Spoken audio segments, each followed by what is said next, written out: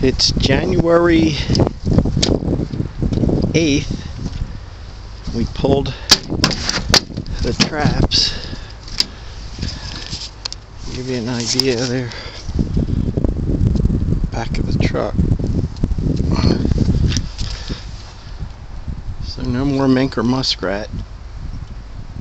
Ended up with 50 mink.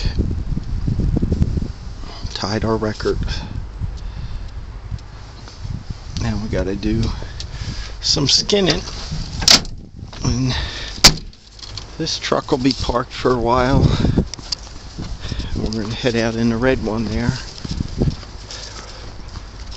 That's the one we use for fox, so that one's ready to go.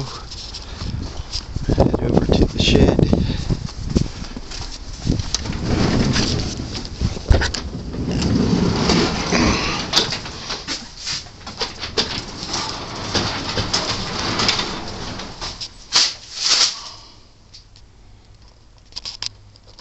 Oh, it's the end of the mink, muskrat, and coon season.